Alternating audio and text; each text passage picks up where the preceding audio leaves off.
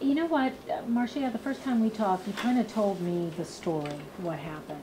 So I guess I'm going to have you relive it a little bit. Tell me what happened on that day that your mother was killed. On that day, we were home. My mom was doing my hair as normal. Nothing out of the ordinary. It's a average day. She asked my sisters and I, just, what do we have to eat? She wanted to know if we had breakfast. And so we get up and we run to the kitchen. There's only about like 2 packets of oatmeal. So she was like, okay, we have to go to the store.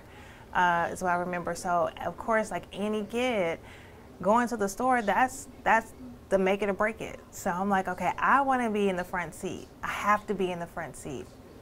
And I leave them thinking that they're behind me and thinking my sisters are behind me. And I leave them and I head over to the car. And when I got to the car, no one was there.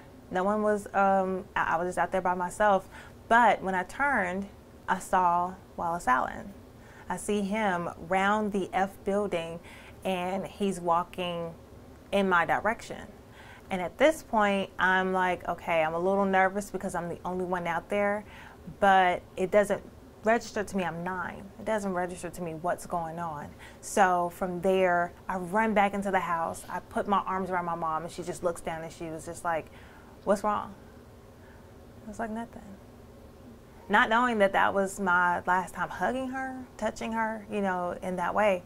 And so we walk outside. We're all out there now walking together. And my sister's getting in the back seat, my little sister behind me. I'm in the passenger seat, my older sister behind my mom. And so we're all in the car, get in the car, and my mom is the last one to try to close her door. And as I'm looking, I close my door and you just glance up and you look up. Here's the same man again with this shirt, this striped shirt on. He has it was a solid white, but it had green and red stripes on it, like, going down it. And I'm seeing him again, but now I'm seeing him in a different light because now he's almost running to the car. He's almost like making a bead for it to get to our car. And I see this revolver. He pulls the gun out and he's aiming it at my mom. And in that moment, it's a lot going on. You're just trying to register it, but we just knew that something bad is happening right now. That was it. That's all we knew, was that something bad was happening. I'm sitting in the front seat and I'm in the front seat almost with my legs tucked underneath me. And my sister is begging him. He points the gun at my older sister at this point, and my mom was just like, no, she was like, point the gun at me, look at me. She was like, baby, all I have is $5. This is it. She's fumbling. The contents of her purse is coming out. And she's fumbling, and he shoots her. It just like that, she's gone. And from the impact of where I was sitting, because I'm almost facing her direction, and the impact from her being shot, she was shot about right here in her cheek, and her body just slumps over. Her head is now in my lap, and my sisters jump out of the car. He's run off. He's gone, running off and everything, and I'm sitting there. My mom's head is in my lap, and she's bleeding, and I don't know what to do but just put my hands over her where she's shot at, and I just, press down a little bit. And I said, Mom, it's going to be okay. It's going to be okay. I'm going to go get Daddy. It's going to be okay. What we didn't have the opportunity to talk about, because we focused so much on my mother, was that Wallace Allen did shoot another young lady. He shot a 16-year-old. And the shots that I could hear, because I was still in the car, I could hear the shots of him shooting at someone else. That's what made me get out of the car.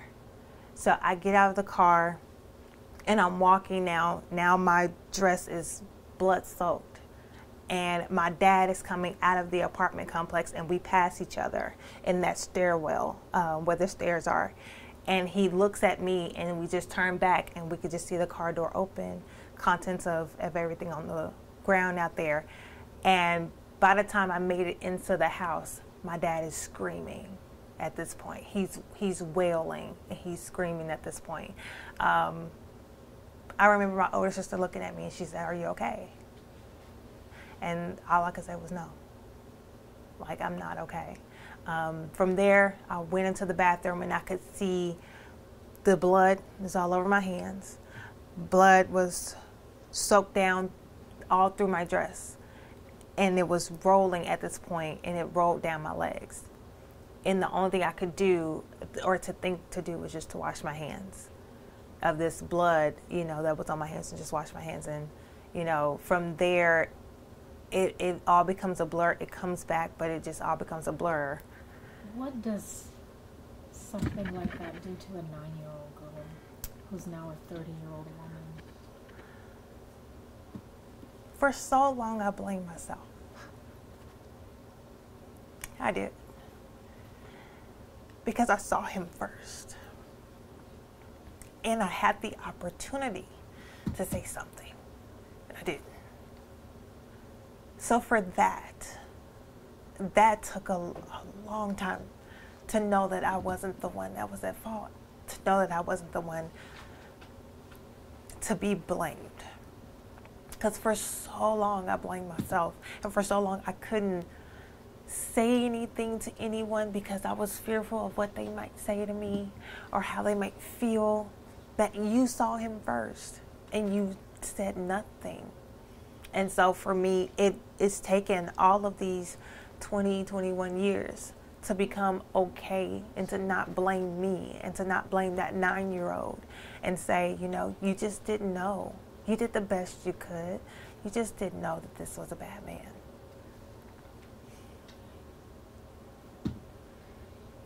How old is your son? My son is 11 now. He's gone through 9. Mm-hmm. What has it been like raising a child of your own and under the circumstances of what you've been through? It's been fearful. Now that he is 11, he's at the age that my sister was when my mom died. And so although I didn't experience that, that's something that is still there. You know, I have a fear of my son driving or riding in the front seat. He can't. I have anxiety about that, and I have to tell myself, like, it's okay, he's okay. Especially if we're going out at night, if we're on our way to the store, it's those mini victories that I have to have, and I have to pat myself on the back, and I have to say, it's okay, he's okay, we're okay. But it's something that just doesn't go away. I'm now more hyper vigilant of my surroundings.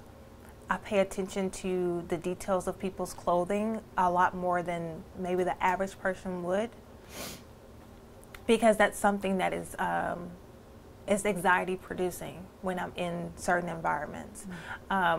Even to this day, my nightmares are about guns. My nightmares are about someone shooting me, even to this day.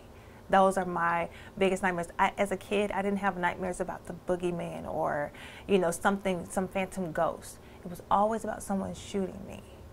That's my fear now. And it's caused, you know, PTSD for me and my sisters.